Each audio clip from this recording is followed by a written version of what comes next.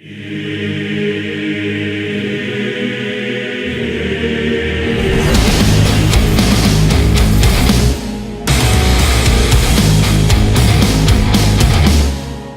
and welcome to Season 28, Episode 2 of the LGAHL Access. I am your host, Bryson66. Along with me, we are missing Garrus tonight. I know some of you are saying, thank God, we don't have to look at the horrible lighting today. But we are joined by some bright characters today, such as Dunks and Rebel. How are you two doing this evening? I'm doing pretty good. Garrus isn't here, so I'm fired up. Trashing our own panel. Rebel, how about yourself, sir? Can we call it addition by subtraction? And I think Garrus and lighting issues not being here may very well.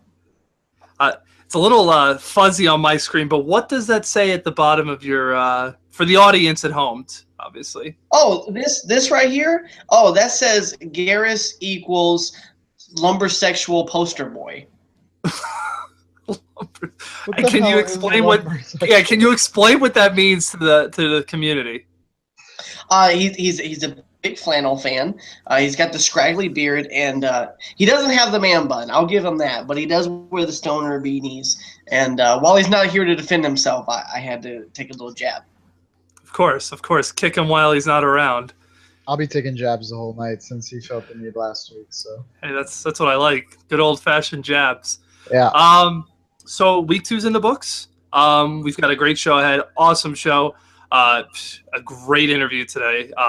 It really still working off the emotions, but it was fantastic. We'll be talking with Pivot later in the show, and then we have Lines of the Week, Power Rankings, Dunks, Detriments, and Rebels Corner.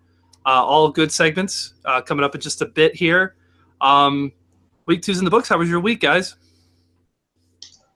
I'm 3-0 again. Rebel, first liner for Iowa. How are you doing? Not the week I was hoping for. 1-1-1. And that was my first week. I went 2-1 week 1, 1-1-1. So I'm going backwards here. Then. We flipped. We had opposite weeks. So there you go. Yeah, another good week. Another week 2's in the books. Couple good articles in the forums you guys might want to check out. Media articles about the week. Just as we're on air here, that Zach guy just posted week 2 power rankings. So top 5 and bottom 5. So I liked his reads last week. They were pretty good. And John put up another good one with top lines. I really enjoyed that one by John, to be honest. It was very in depth, wasn't it? It was. Yeah, I read through the entire thing for all. I think he did 5 lines or 4. I can't remember offhand. Yeah, but and honestly, yeah. I mean, I'm looking for my own team, but you're right. You could tell he spent a lot of time into it, and it was just like I said in the comments, in-depth analysis. So it was very good, very nice job by John. And I think Fox did something during the week. I can't recall, but check it out, guys. Check out the forums. There's good media coming in this year. It's good to see. It's always nice to see. Media is not easy to do. So, yeah, so we're going to get the show on the road here. I do have something to bring up for debate right now. Being I have you two gentlemen here, you're the only two with your own segments. And from what I heard from other people, Dunks Detriments has been stealing the show. Rebel, are you going to have a comeback this week? I might have to steal a little bit of Josh's thunder this week. If that seems to be the consensus around the league. If the community wants more of Rebel and wants more out of the Rebels corner. I heard, Rebel and I talked a little bit before the show. I heard Rebels Rejects may be coming around tonight. I don't know. We'll see. Rebels Rejects. Wow, yeah. A lot of we're so clever with matching first letters, R and R. There's another R word for you guys, but I'm not going to use it because it's politically incorrect. Yeah, we talked about that too. We obviously can't use that word, so we had to come up with something. But all right, so let's get on with the show. Next, hang on. I gotta know who said that Dunks' Detriments is like the highlight because I want to shake that guy's hand. I can't reveal my sources, but I am not bullshitting. I'm not telling lies. Right hand to God that I was told that Dunk's Detriments stole the show this week, or last week rather. Because I'm cute. I know it. Thank you. You do have the looks. We'll call it mixed reviews. Okay. Whatever gets you through the show, Fi. So, all right, you're gonna interrupt me again. Let's get on with the show. Lines of the week coming up next. Don't want to miss it. Welcome back, as we are here to do Lines of the Week. This is where we take the East and the West, and we give you the best lineup based on Week 2 stats. So we're going to start off in the East, as Rebel's going to take it away. Rebel, who do we have? Well, I tell you what, guys, in the East, you're going to notice a little bit of a trend this week. Starting it off, we've got Laval Rockets left winger Lorenzo X24. Good week for this guy. 8 goals, 3 assists, plus 6. He had 5 of those points in a game against the San Jose Barracuda, lined by none other than our missing panelist, Garrus93, and our leader extraordinaire, Bryson66. I would like to not talk about it. There's more where that came from. Moving on to the center of this week in the Eastern Conference, we've got Laval center RG Barisi, Lorenzo 24, also in that San Jose Barracuda game. Came out this week with 5 goals, 8 assists, and a plus 6. I will say 7 points in a game against Bryson and the boys, winning that game 7-2. Very impressive, considering he was playing center against Bryson. We'll go ahead and move on. I won't say too much more about it. Right winger for the East, we got Norfolk. I think it's still Norfolk, right? Rochester Americans. I'm a little out of date, guys. You gotta bear with me a little bit. The grade 8 Ovechkin, 10 points, 6 goals, 4 assists. No penalty minutes, which I guess for a winger is pretty impressive considering how aggressive we can get. 1-0-2 record on the week, so not a 3-0 week like you normally see on the lineup of the week, but solid nonetheless. Team, and he had a good performance. We'll give the guy a little bit of a pass this week. The D-men, I'm really pretty impressed by these guys. We've got a right D and right D and left D pair in that Zach guy and Wally Mack for Lehigh, who had a fantastic week. Both of them go 3-0. They had wins over Manitoba, Cleveland, and Rockford, all playoff teams right now, or leading their divisions or conferences at the moment. Solid wins for those guys. Zach comes in with a 5 assists, plus 9. No penalty minutes on the week, also a good week for him. And impressive, even more impressive, only a -3 this week. So in his 3 games this week, he only averaged 1 extra giveaway than takeaways.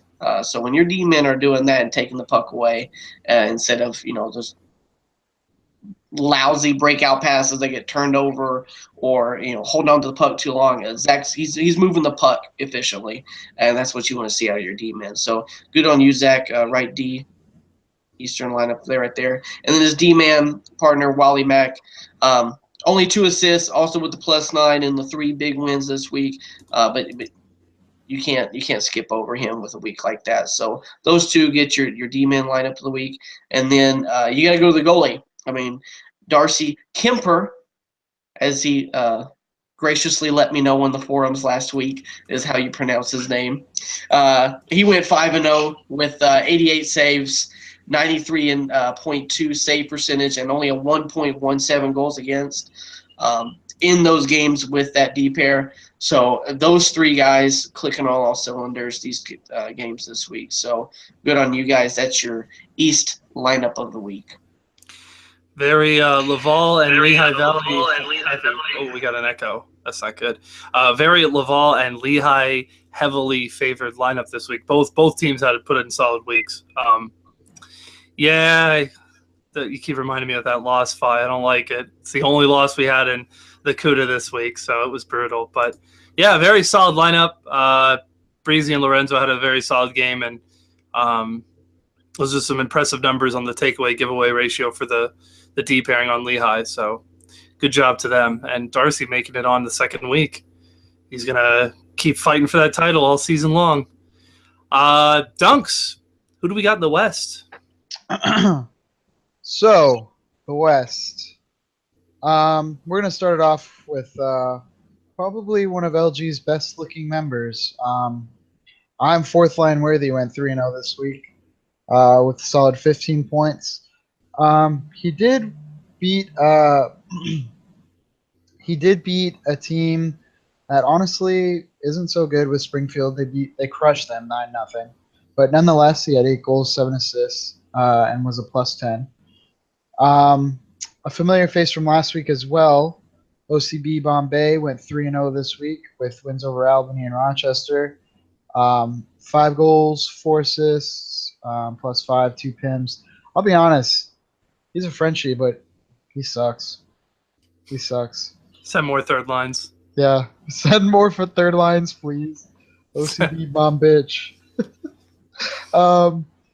Right wing, straight ink. The right winger on fourth line's line had 8 goals, 5 assists, and a +10, no penalty minutes. Also a part of that 9-0 win, obviously. One of my good friends that we are going to talk about later on in the show for a little bit, Smitter, lefty, had 4 assists and a +9. 15 takeaways this week. He averaged 5 takeaways a game, which is really, really solid. Which means I'd assume most of the games were pretty close. I mean, does have a +9, but I mean, you got to think you're taking the puck away as soon as they cross the blue line and sending it right back the other way. And then the right D, Grocery Stick, with 5 assists and a +5, 2 PIMs and 9 takeaways. And then rounding out our West Coast lineup is Grandpa Puff 420, who was 6-0 this week for who was it again, Fi? You told me. Now I'm drawing a blank. He was 6-0 this week with a 78 save percentage, 2.11 goals against average, and a shutout. Another solid week all around.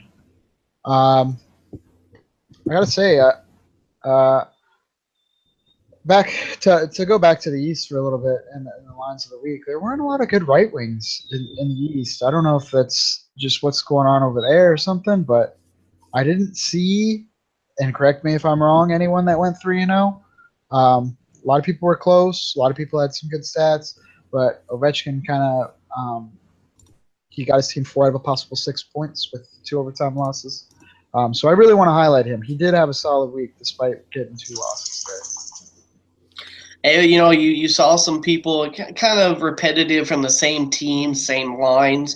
But, I mean, we do in-depth research here. I mean, these are just the guys that stand out, and it's hard to overlook them. Ovechkin, he didn't have the greatest record this week, but he did show out for his team. He showed up, and he put the points in, so he gets the nod. We did look for an alternative, but he was our man. Yep. Yeah, and just you said you wanted to know what team Grandpa was on? Is that what you were asking? I just looked up. He's on Stockton. That's right. Yep. I don't even know who the goalie was, so but he's got my attention now. Those are some pretty good stats for a netminder. So yeah, Stockton had an awesome week, man. They went 9-0. They really impressed. They gave us some heat. We did finish out this week a point on top of them in the standings, but man, after last week, I was kind of like. I mean, Axie and Bell were kind of talking a little bit of shit to me and Malcheski based on other things, and I got to say they really came out swinging this week and did a really good job. So shout out to them; they did awesome. Yeah, absolutely. They're putting the pressure on in our division. You would think we kind of thought in the first week it was just going to be us in Ontario starting to pull away, but they definitely put an undefeated week, right? Yeah, 9-0. Yep. So that's very good. But we'll get more to that later on the power rankings. Next up, we've got the man hopefully on the rebound to try and take number 1 on segments. We've got Rebels Corner coming up right now.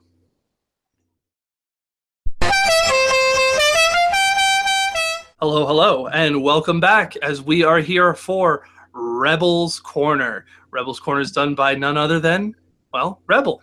Rebel's going to take it away from here, folks. So what do we got, Rebel? All right, guys. You know, I'm not really a fan of coming in second place. It's either first or your last around these parts. So hopefully we do a better job this week. Introducing a little bit of an addition to the segment, as forementioned by our co-host here, Dunks. But we're going to start off classical. We're going to start off in the East with our Rebels of the Week for the Utica Comets, D-pairing Sergeant Sketchy. These guys combined to hold Ontario's second line to 8 shots all the way through overtime. Managed to win that game 3-2. Slippery in net. You know, the guy was a stud for us last week, 6-0, made the lineup of the week. They managed to hand that guy an overtime loss. Utica they didn't give up in the third. So it looked like it was complete domination by the Utica for the first couple of periods, and then Ontario managed to tie it up a little bit, and they pulled it out in the third for Utica. So those deep pair, Sketchy and Legion, are going to get the nod for the Eastern Rebel of the Week this week against the Ontario Reign. As for Rebel rejects, I wanted to give Josh an opportunity to make these guys a detriment. But we're going to make a little bit of an addition this week with the rejects. I have to mention the Hartford Wolfpack management team. Slow clap. Correct me in the comments if I'm wrong. The only forfeit so far this year, you have a TC of 30 players. You can't get a team together to play us this week. You forfeited week 2. Are you shitting me? Is that your only win this week, Fi? Got him. I wasn't in that game, thank you, sir. But they did forfeit against my Iowa Wild, and I have to point it out. Because like I said, correct me if I'm wrong, but that's the only forfeit I've seen in the AHL this season. And that is just pathetic. Week 2, you can't field 6 players with 15 minutes to get the game played. GG, guys. GG. I had to say something. It's impressive. All right, so that's the Rebels Corner, the Rebels of the Week. Apparently, that Hartford management are quite the rebels, not doing their job, saying, "Screw you, screw LG, we don't need you." But we'll play with 5. Let's see how that works out for them, Cotton. Yeah. All right. So next up, now we're going to see if the ratings dip or they rise, because next up we've got Dunks' Detriments. Don't want to miss it. Welcome back as we are here to do the double D, Dunks' Detriments. Dunks, what size bra do you wear? 34A, but thanks for asking. Wow. The start of the show is ready. All right. Dunks, take it away, sir. Yeah, let's get this show on the fucking road, guys. Let's fucking do this shit. Let's do it. Let's hear it. All right, so it really pains me to do this because I really believed in these guys. I really fucking did. I really, really wanted to see them do well this week. But Spruce Moose and Drake let me down again, man. 0-6 on the season. Still $10.5 million of Providence's money. And just not getting it done. Drake, man, I know you saw me in the last show. I need you to be better. Do it for the Vine or something. Do it for yourself. Do it for Jesus. All right? Moving on to my next detriment, guys. We gotta call out HTH, man. Caught with what? Your 30th fucking tag in the league, man? Good Lord, stop spending your money on other people's gamer tags. Just sit out and serve your ban and come back. I don't think he can come back. I think it's a perma-site ban now. Oh, is it? Well, that's his own damn fault for being an idiot. If you are banned and you get caught on the second tag, I believe it's a perma-ban. I believe. Well, that's what happens when you're a dipshit. Or a 6 month. Or it's a 6 month. It's one or the other. I mean, either way. I mean, how long is 6 months? Like, get a girlfriend for 6 months. Go outside for 6 months. A lifetime to some of these guys. Yeah, really. I don't know what it is with this kid, but he just cannot figure it the fuck out. Now I feel bad for only picking on for picking on Drake and picking on Spruce Moose again. So I do have a new detriment this week. I mostly picked this guy because he has an elite gamer tag, but he has had a shit season so far. And we're going with Sloth Climax, right winger for the Milwaukee Admirals. He's 0-6 with 7 points and a minus 14. But with a gamer tag like that, you got to be doing fucking better than that, buddy. Like Sloth Climax, every time I think of that, I just picture two sloths in a tree just going at it, and it's just glorious, man. It's glorious. But you're not bringing the glory to Milwaukee. The fuck's the deal? You got to step it up. You got to be better. You got to do it. Just do it. Just do it. All right? All right. Anybody else got anything? I mean, that's pretty much it. Yeah. I give my sister the controller, and she would do better than an 0-6 record and 7 points. No, I could give my puppy the controller. She's laying down here next to me. But Let me ask you, Dunks, if you were a manager, before bidding manager, not now, and you were in a crunch for a player, how high would this man rank due to his gamer tag? oh, on my list? Yes. Dude, you got to understand. Gary Guru was literally discovered because of his gamer tag. Long time NHL. Tanaka. Yep. Tanaka just bid on him because his gamer tag was Gary Guru. I would do something like that. Absolutely. I would ship you out after the first week if you were this fucking bad.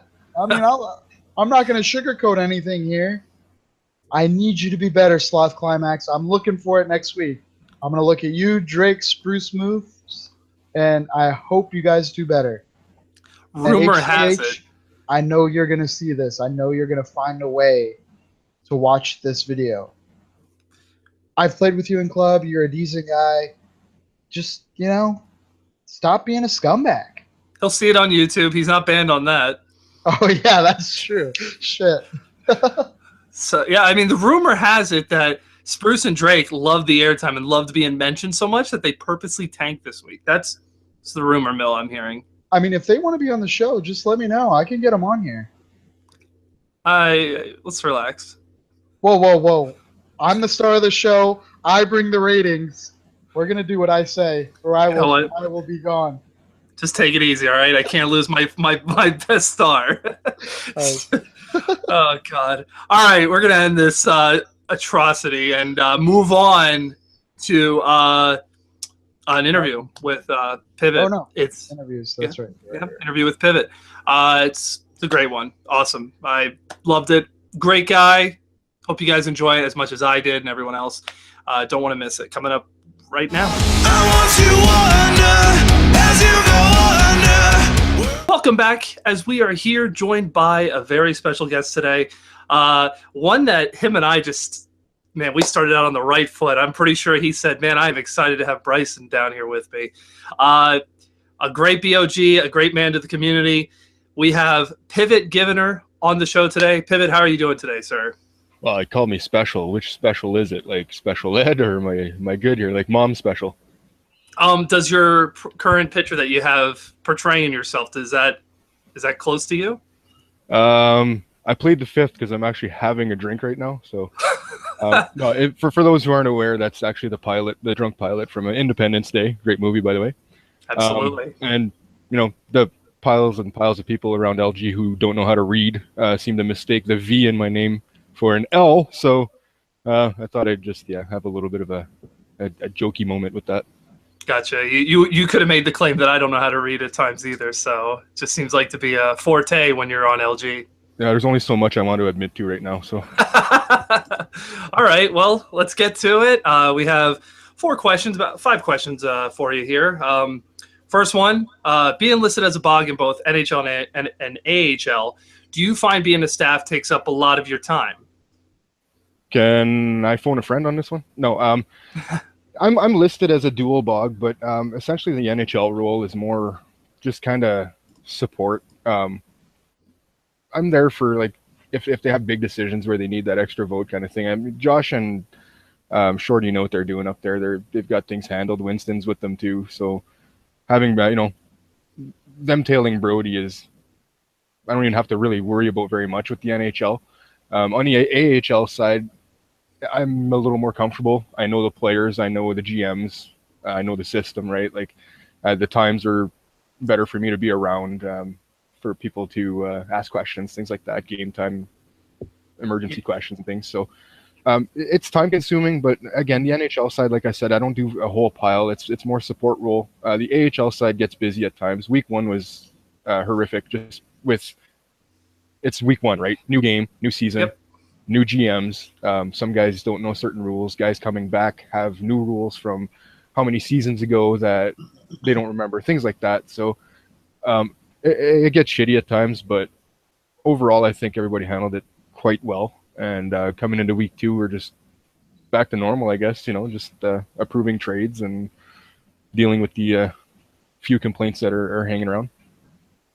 Yeah, week 1 you have to deal with bidding and the contracts and all that mess, so I'm sure. And I mean, I swear I don't even think you need anyone else in the NHL besides Winston. That man is like a robot. I can't believe all the stuff he does. There's a reason we call him RoboBog. There's times Brody will post something in our bog chat, and it's hey guys, somebody have a look at this, and not even 2 minutes later, and I'm researching whatever he's asking, and by the time I come back, there's Winston, Brody, blah blah blah blah blah, blah, done like this big paragraph. I'm like, all right, well, I'm going back to bed, but going back to whatever I was doing, right? Because I don't have to worry about it too much. But it's up to us to try to lend him a little bit of support too. But he loves what he does, and he's good at it, so we kind of just let him do his thing, and whatever he leaves behind for us, we clean the mess. So right. Good. Next question. I personally know from a standpoint on being a staff member in FIFA what kind of commitment it takes to be a staff member and how frustrating it can be. It makes you think, why am I doing this when people aren't even appreciative sometimes? With all those kind of negative things to say about it, what are the positive? What would you say to anyone that would be interested in being staff? What's the good side of it? Well, it's funny. Like a lot of people have spoken to me in parties or private or whatever and ask the question like, hey, like when you become bog, what's it like? Do you get advantages, or what kind of cuts do you get on buyouts and crap? Like, shut up, dude. Like, I don't get a penny from the site. I don't get hut cards from Brody and EA Sports. Like, no. All right, I don't get shit. What I get is an inbox full of probably 100 PMs a day, and yeah, so that's what I deal with. It's shitty, but on the other side of things, I'm somebody who also likes to help a lot. So I like to teach and things like that. So when I have guys that come up and ask questions about the rules, there's times where there's certain things you kind of want to smack them upside the head and say, hey, go read for 5 minutes. Like, seriously, like, go read. It's like rule number 3 or whatever, right? Like, it's simple shit that you can go find on your own. Other times it's a little bit more complex, and like I said, maybe a returning GM who's not used to a new rule and wants a clear-cut explanation. So if you're that type of guy, that's great. Like somebody who's a decent leader or has patience, right? Because you got to deal with a lot of that crap too. There's negativity in terms of I might be a little bit bad at the game or a lot bad at the game, but I know the game enough that I know how the league works, right? So it balances itself out. My skill level isn't really relevant in being a bog, so that's helpful too. But anybody who wants to do it, I mean, it's worth it. It's fun if you like to dedicate some time to help out and just be kind of a community leader type thing. Like there are times where I get in and chirp with the rest of them, and there's other times where you just got to sit back and be professional and actually listen and shut up, right? So it's balancing both. As far as I've been told, and as far as I'm trying to do, I think I've done a decent job of that. So patience is key, and if you're a very patient person, this job can be rewarding in terms of feeling good about helping people. Like it's not like you're sitting there helping like a hospital, but I mean you're still helping some dudes, right? It's young guys a lot of times too that don't understand any better, so they're looking to older people and people that have been around for a while for help. From one staff member to another, I totally understand where you're coming from. It's can be very thankless, but at the same time, it's good to get your voice heard and be a part of something that if you're not a staff member, sometimes you may not be taken serious, or your opinion may not be important. So yeah. Well, that's just it. And when I first took over, well, not took over. Sorry, when I first became Bog, I was 2 seasons ago, so I had last season off. Essentially, season 26. That was kind of a weird time because Titus had asked me like, "Why do you want to be staff? Why do you want to be a Bog?" And I think what he was getting to was like, "Oh, you're just in this for the power trip or to have pull or to do this, right?" I'm like, when he asked me the question, it was to make a change. Like, I've been bitching about rules. I've been bitching about how GMs do things and like scummy crap. I've been bitching about second tags. I've been bitching about tag recovering, things like that. What's bitching? Like, what did that do? Well, absolutely jack shit. It didn't go and catch the guy. It didn't put pressure on people to, give up evidence or stuff like that. If they're gonna get caught, or if they know that somebody's doing this, you're gonna get in shit just as much, right? So it's actually helping out by having people just come up to you. Yo, hey, I heard this guy like 3-4 times today alone. We got HTH again. So that came from the community. It wasn't us sitting there just randomly looking up gamer tags. That came from the community. Right. So it's earning trust and being there to actually make a difference. And that's the whole point of this. Like, I don't flex my muscles at the end of the day going, oh, I put a ban on this guy. Like, there's times where guys, yeah, they deserve it. But I mean, Dunks can attest to it too. He's actually chat banned a bunch of people at my request because I don't have those muscles. I do as well. You can ask me, Pivot. Yeah, I know, but like you said, we didn't really get off on the right foot, so I wasn't going to start asking favors from a quote unquote douchebag at the time. Oh, wow, ouch. So now that we've actually settled some differences, it's not that big of an issue. So. But that being said, it's about making a difference. It's not about being on a power trip. Like, I honestly could not give a rat's ass whether I can ban people or not. And when I ban people, it's not because I go, hey, I got to ban this guy. It's because I look at the Constitution. The Constitution says ban this guy. Or Brody says, hey, this guy broke a rule. Here's the proof. Get rid of him. Like, I'm a button clicker, and just as much as I would doing it in FIFA. When you ban guys, you're a button clicker. You're not. It's for the betterment of the league. Yeah, there's rules to follow, and guys don't want to follow it. Well, I'm sorry, you're going to get your ass kicked. Right. I gotta say though, it's pretty satisfying to drop the hammer on somebody. Like, really fucking drop that shit.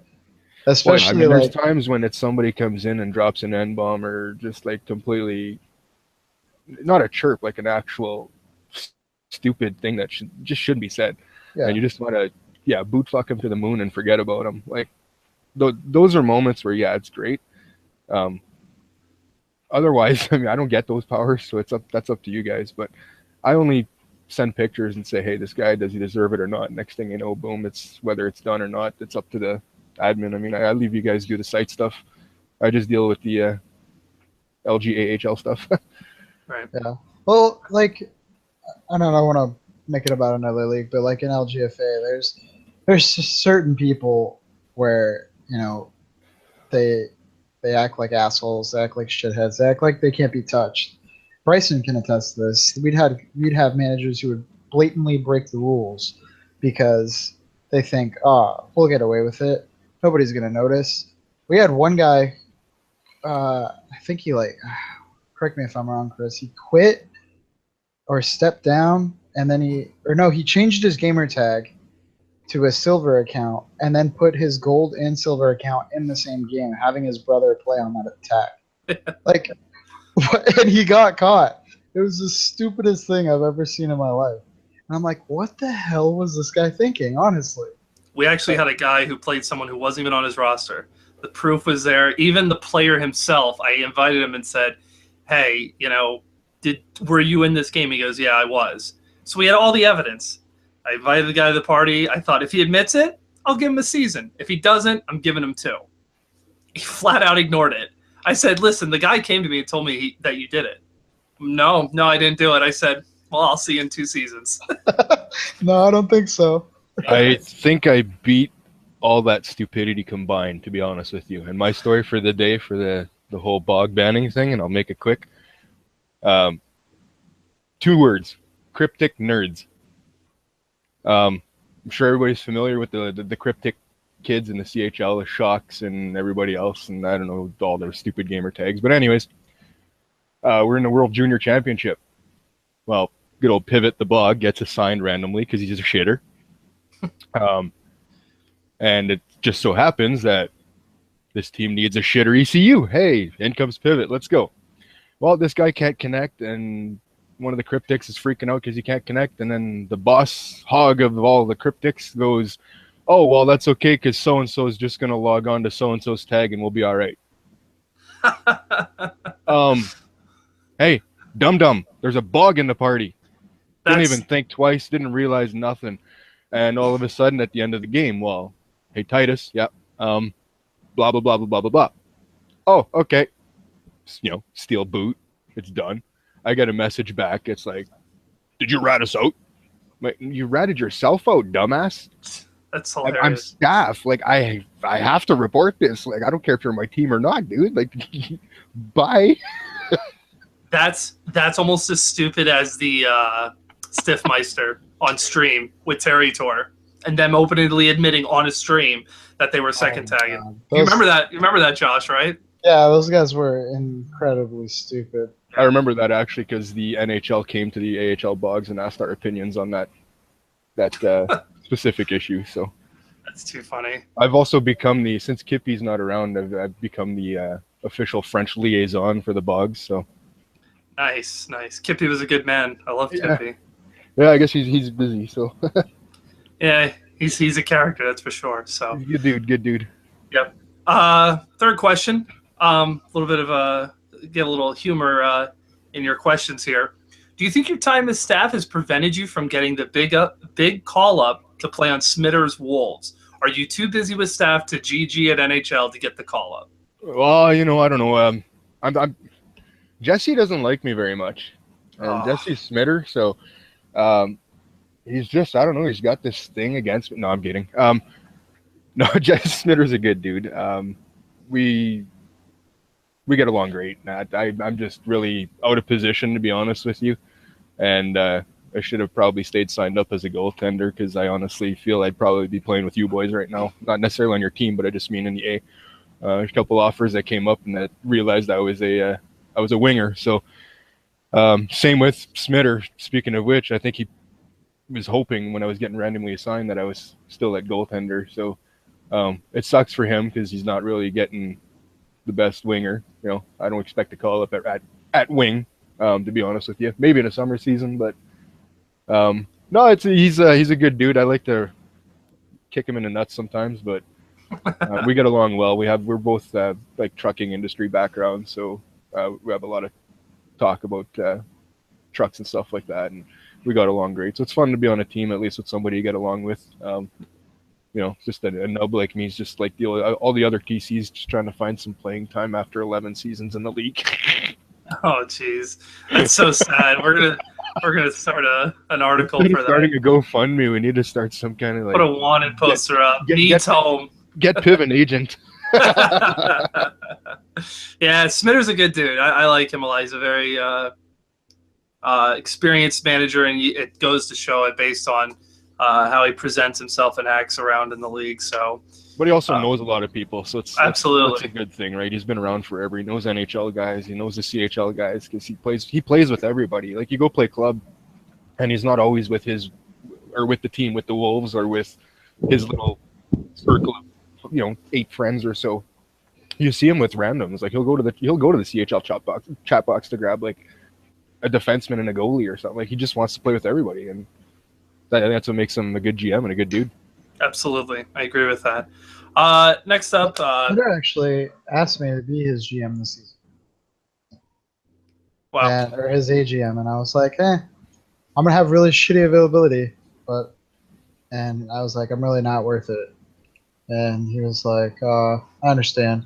I would have done it with him though. Smitter is a good dude. I've known him he's known me since I went by Carly like way back in the day, so probably like NHL 14.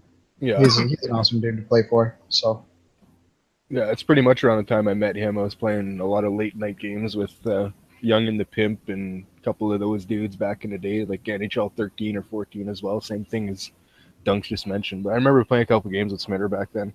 We didn't know each other as much as obviously we do now, but we didn't talk as much, as we do now. But yeah.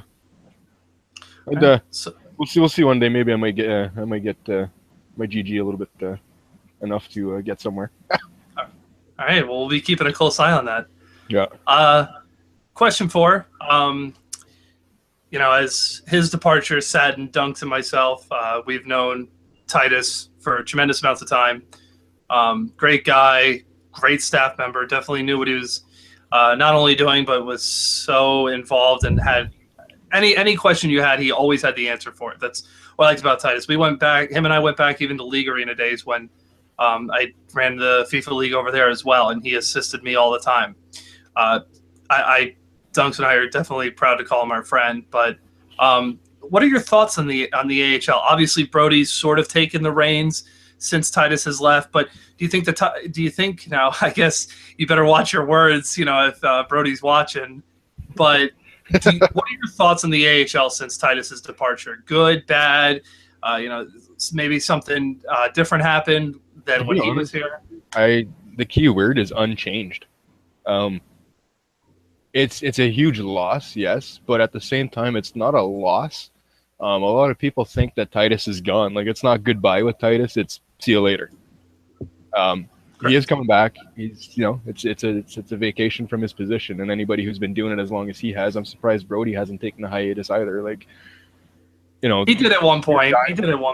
Yeah, and these are guys that they have broad shoulders. They carry a huge fucking load, and pardon the giggles that you're going to get from huge loads, but no, they carry a huge load here at LG. They do everything, or they did everything. Like, when I talk about my 100 PMs and it's frustrating to answer 50 to 100 questions a day, okay, well, multiply that by not 31 teams, 31 AHL teams, 31 NHL teams, and what are we at? 60, 61 CHL teams, whatever they're at. Yep. So that's 100 teams that are harassing, well, not harassing, but that are, PMing the higher ups and shit. Like, that's why we're here. Obviously, Boggs and shit, right? Like, that's why you have your staff at FIFA and things like that. So, it's having those guys. Like, Brody's a natural leader himself because of his job. He's a captain with the fire department he's at. So that's automatic. A captain leads the scene. He's telling his boys where to go. Like, Brody's definitely not a man with a lot of free time on his hands either. No, and that's just it. I mean, between the fire department stuff, I think he said he also volunteers, or he's got his full-time firefighter job and then this captain part-time job thing. And then, like the trips to EA, and then the lady at home and things like that. Like, he's got a life too. So, yep. How he balances everything, like, this is all of LG for Brody. It's not just the hockey side. Like, he's everywhere. PSN, Xbox, like, he's everywhere. He's a huge representative of Tris, and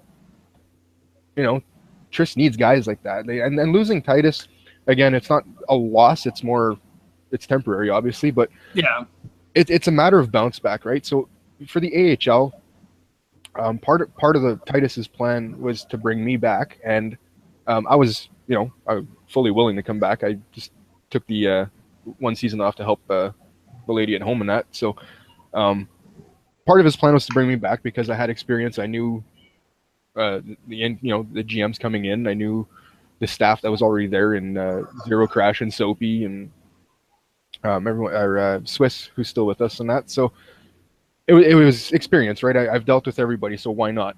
So him leaving, me coming in, the AHL side's got 4 Boggs. So we're in pretty good hands, especially with having Winston stepping in a little bit of a bigger role at the A level. And Brody's there for support. Like, we have questions, he's there. Sometimes it's not right away, but I mean, within a couple hours, I'm sure we have an answer from one of those two, and they're trustworthy people as staff. Like, they're our go-to guys. So, we make mistakes sometimes. They come to us and they teach us. It's not a matter of fighting or nothing like that. Neither of them puff their chests out at us. We're all on the same level. We're here to do the same job, and that's to try to provide a fair league for everybody to have fun at.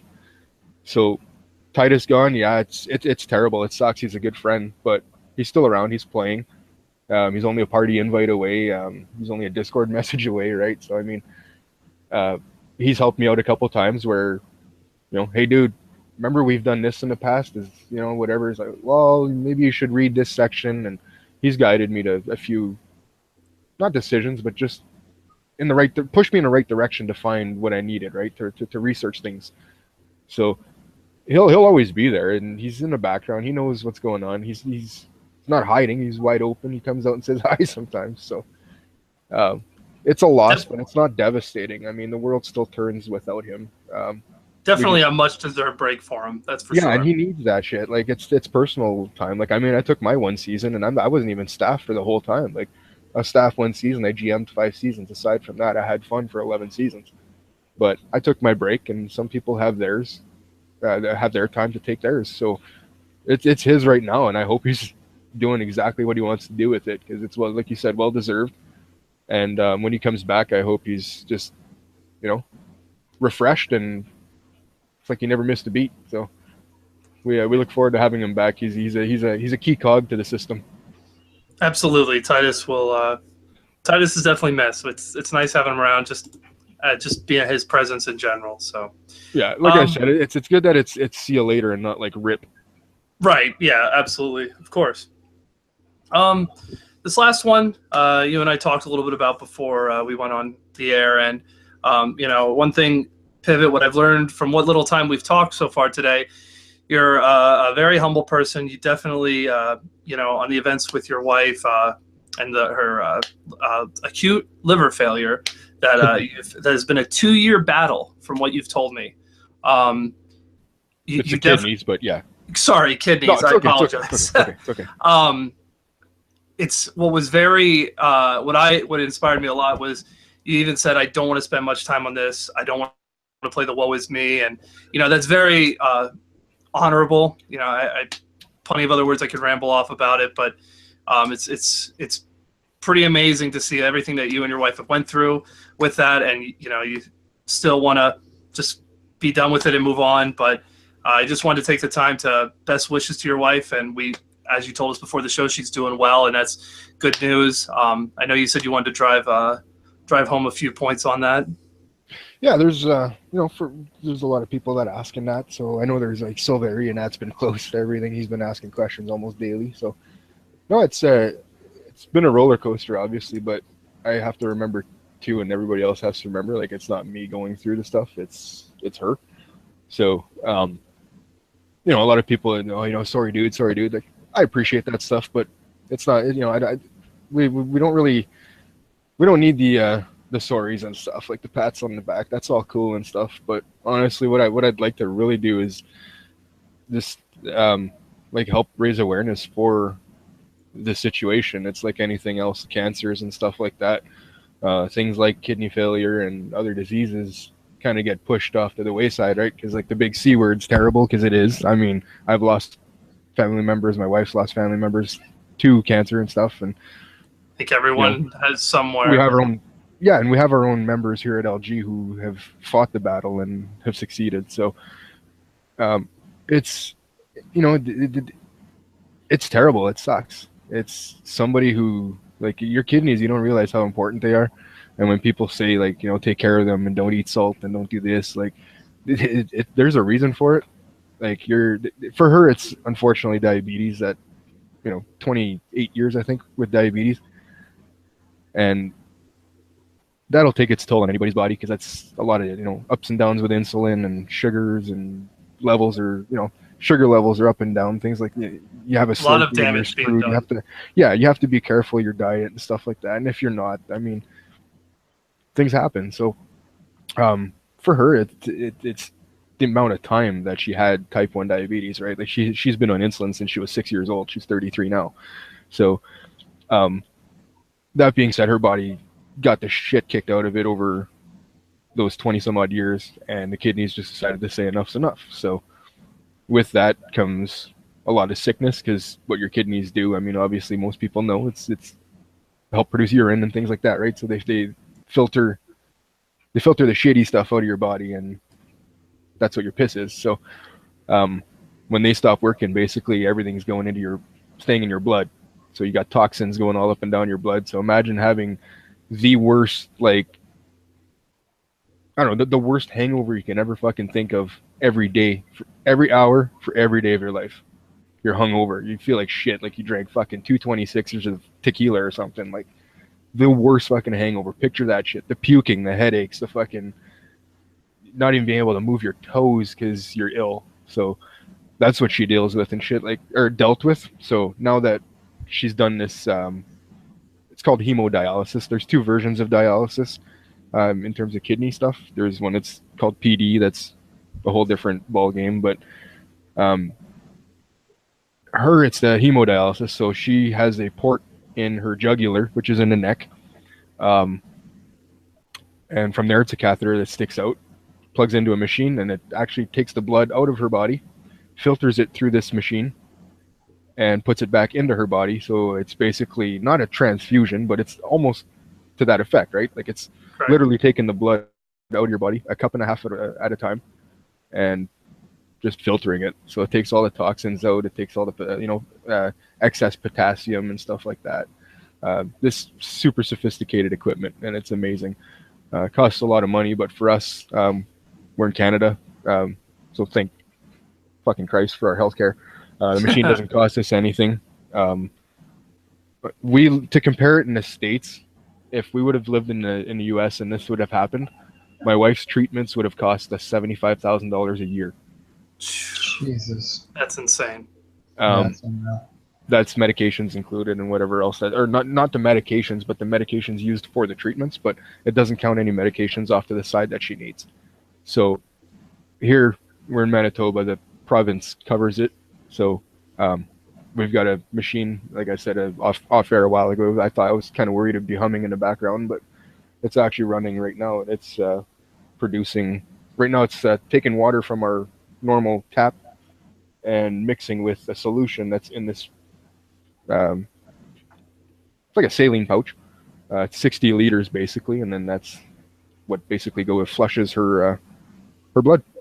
So that thing's humming in the background. They gave her a nice recliner. They got a machine, and then we got a shelving unit. So they took care of all that stuff. And then the community itself, I have to give props. I know a lot of attention is being put on what's going on with my wife, but because of what we've gone through and the community helping us, along with our friends and family and close, people close to us, we were actually able to, take care of a lot of things that would help us go through all this stuff. So everybody's contributions, whether it was, your $5 that you had left in your PayPal account, or, anything up to $50 that we got. Huge thanks to everybody that's at LG that even shared the page. Just sharing the page made a difference, because we had people throwing money that we couldn't even track who it was from.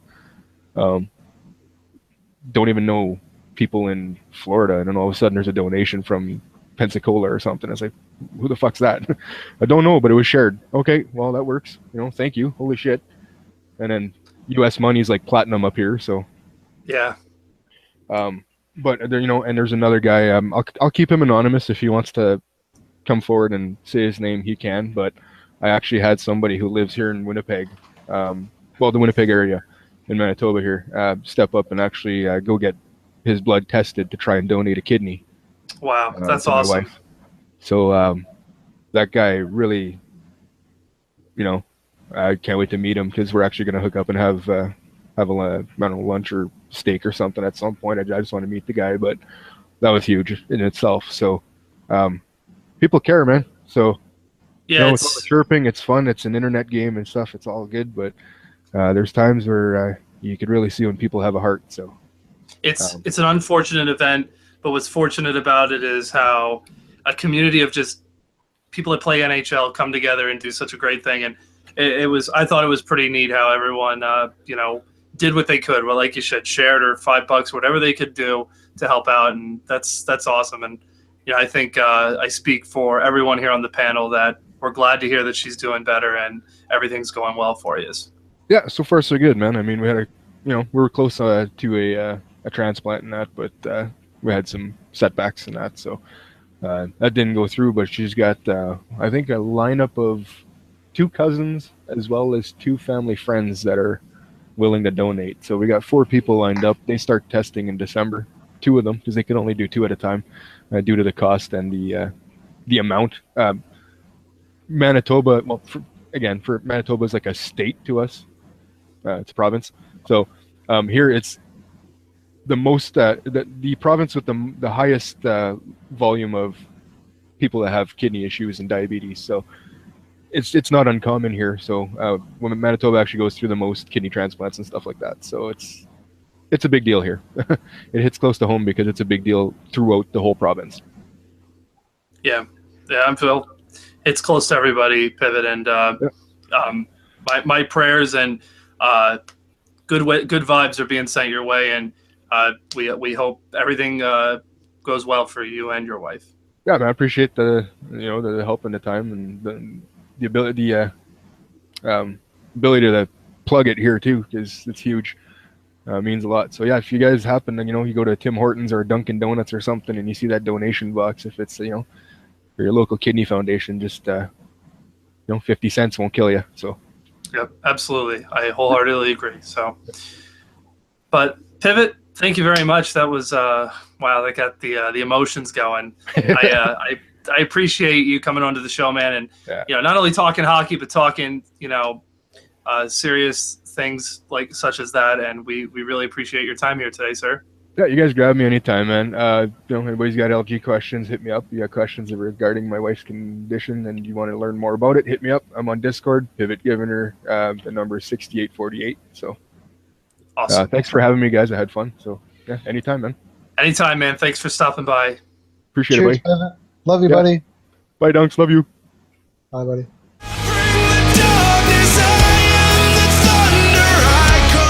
Hello and welcome back as we are here to do the top 10 power rankings. As we did last week, we're going to rotate on who does each team. I am going to start off this week with number 10. And number 10, we've got the Rockford Ice Hogs. They're sitting third in the Central Western Conference, putting in a pretty good week, which rose them up a little bit. I don't think we saw them last week. Maybe at number 10 again. Were they 10 last week? We have to note that down. But anyways, they put in a 6-3 week, losing to Lehigh Valley, San Antonio, and Wilkes-Barre, all teams that we will get to eventually. Spoilers. So a very solid week for Rockford. They got to keep winning games because that division is not easy. They've got a couple tough opponents with Manitoba and Cleveland ahead of them. So more good weeks for the Ice Hogs if they want to try and not only stay in the Central Division playoff race, but win the Central as well. Take it away at number 9. Number 9, we got San Antonio. They're doing okay. They're at 22 points, 10-6-2 record. They are sitting at 4th in their division. I gotta say though, they had some impressive wins. They beat Rockford 6-1, but then they lost to a team like Belleville, who's last I checked, really I think they're last in the league. It just got to be better if you want to. Those points matter when it comes to playoff time. Okay. Moving on, we got Phi with number 7. Number 8. Number 8, rather.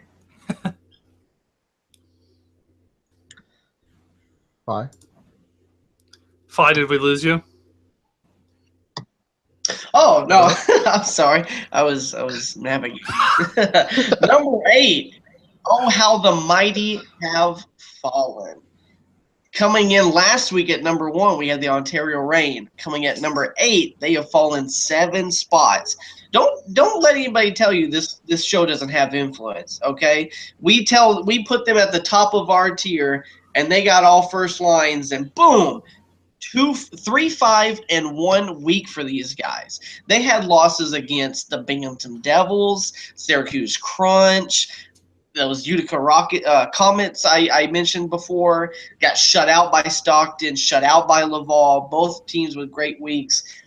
Boy, oh boy, 3-5-1 after they started off the season 7-1-1, leading their conference. I'm wondering if they just lost power to their TVs or something. Oh, I mean, maybe they're playing with 80 ping like I have for 2 weeks. Get smacked. Just be better. Yeah, pretty surprising. Can't imagine that's going to last for long. That team's set to do good things each week. So a very off week for Ontario. At number 7, we're going to go back to the Central. I feel like I got all the Central teams here. And go with the Cleveland Monsters, sitting second in the Central with 25 points, just 2 points ahead of Rockford. They put in a 6-3 week as well. Pretty similar actually with Rockford, 5-4 the first week, 6-3 the second week. Their losses came against Wilkes-Barre, Lehigh Valley, and, well, that team we just mentioned, Ontario. So some pretty good teams that they lost to, picking up the wins that they should be picking up. Cleveland, another team that, you know, we said from the beginning is going to be mentioned a lot throughout the season on the show here. They've got a pretty set team and pretty impressed with how they've played so far. So that's number 7. We're going to move on to number 6, I believe. Dunks, what do we have? Number 6, we have the Laval Rocket. I believe 6-3 this week. They are sitting with 24 points at the top of the Eastern North Division. 12-6 record. They had a decent week, beating out us. They crushed Bryson, like destroyed him. Ouch. 7-2. Shut out Ontario, as mentioned before, and then beat up on some not so great teams in San Diego and Texas, but decent teams nonetheless. Number 6. Number 5. No, wait. God. Yeah, 5. Yeah, number 5. Yeah, what's wrong with you? No, 5 for 5. We're all drunk. Number 5, we've got the Wilkes-Barre Baby Pins. These guys had a solid first week, come back in and do much of the same in week number 2 with a 6-3 record. Solid wins over the Cleveland Monsters. We've got a win over the Rockford Ice Hogs, as aforementioned, at number 10 this week. They did lose to my Iowa Wild, surprisingly enough. That was a big win for us. I'm not going to lie. We were pretty excited in the party. But, no, you know, much of the same for Wilkes-Barre. 6-3 on the week. Solid performance for these guys. Yeah. You do a great job of, you know, handing it off to the next person. You both do. Fuck my ass. At number 4, we've got the Moose, Manitoba, tied in the AHL for most points at 29, sitting first in the Central in the West. Only 2 losses this week, one against Hershey, maybe a loss that shouldn't have happened, and one against Lehigh Valley. Pretty good team. Lehigh Valley coming up with some big wins here this week. Yeah, they had another unbelievable week. Yeah. Very solid week for Manitoba, going 7-2, picking up some, you know, wins that they should be picking up. Notable ones would be, probably the most notable I would say would be Wilkes-Barre in a 2-1 win, a close one there. But killing Springfield 9-0 is catches my eye there. Another good week, as we heard before, 4th line on the lines of the week. So good week for him and the squad, and he's leading by example. So Manitoba on the rise. Next up at number 3, what do we have? Dunks. All right. Great transition, Bryson. We are at... You see that? I had 4, and I handed it off to you. Wow, I don't care. Well, I didn't ask. You know. So, number 3, but number 1 in the Eastern Atlantic, we have the Lehigh Valley Phantoms with 29 points currently, 14-3-1 record. They were 7-2 this week. Notable wins. They shut out the Cleveland Monsters and the Syracuse Crunch back-to-back, 8:45 and 9:45 on Tuesday. And then capped that off with a 6-1 defeat of the Milwaukee Admirals at 10:45 that night. So all in all, letting up 1 goal in 3 games in one night. It's impressive. They did get beat by Chicago and Colorado, but we'll let that go. But nonetheless, another good week by those guys. Number 2, Phi. Great transition, Josh. Moving on to number 2, we have those San Jose Barracuda.